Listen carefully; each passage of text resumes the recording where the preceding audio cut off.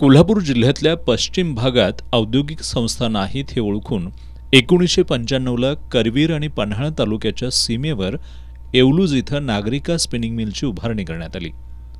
या ठिकाणच्या तरुणांना रोजगार उपलब्ध व्हावा या हेतूनं माजी आरोग्यमंत्री दिग्विजय खानविलकर यांनी 50 एकर जमीन उपलब्ध करून देत मुंबईतील उद्योगपतींना सूतगिरणी स्थापन करण्यासाठी मदत केली। सुरुवातीला 26 स्पिंडल उत्पादन क्षमता असलेल्या या युनिटमध्ये 57 स्पिंडल पर्यंत उत्पादन होऊ लागलं होतं। सध्या या मिलमध्ये 435 कायम आणि 76 कंत्राटी कामगार आहेत। त्यांना 27,000 रुपयांपासून ते 32,000 रुपयांपर्यंत पगार आहे। 2021 मध्ये कर्मचाऱ्यांना पगारवाढ दिल्यानं मिल तोट्यात जात असल्याचं सांगत मिल व्यवस्थापनानं गुरुवारपासून मिल बंद करण्यात येत असल्याची नोटीस लावली। विशेष म्हणजे या नोटीसमध्ये कामगारांनी मिलच्या 200 मीटर परिसरात येऊ नये असा उल्लेखही करण्यात आलाय।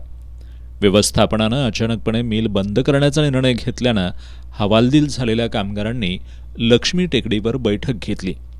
या बैठकीत कामगारांमध्ये फूट पाडण्यासाठी व्यवस्थापनानं हे षडयंत्र रचलंय असं सांगत कामगारांना विश्वासात न घेता मिल बंद करण्याच्या व्यवस्थापनाच्या निर्णयाबद्दल उपस्थित कामगारांनी तीव्र नाराजी व्यक्त केली।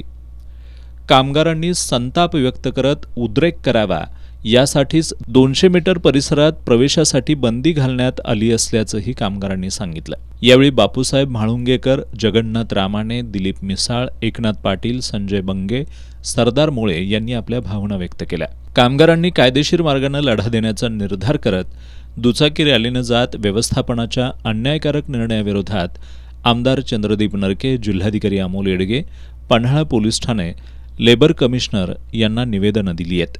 त्यांनी आल्यानंतर इथं कामगारांना विश्वासात घेऊन कोणत्यातरी एक दोन गोष्टी चांगल्या पद्धतीने सांगायला पाहिजे। हे न करता स्वतःचा मनमानी कारभार इथं चाललेला आहे, तो मोडून काढल्याशिवाय आम्ही राहणार नाही।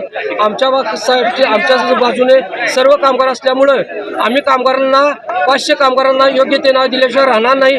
भले कुठल्याही पद्धतीचा कुठल्याही कायद्याच्या तडजोडीतून जाण्याचा आम्ही प्रयत्न करणार आहे। प्रशासनानं मिल बंद करण्याच्या निर्णयाबद्दल माध्यमांशी बोलण्याचं टाळलंय।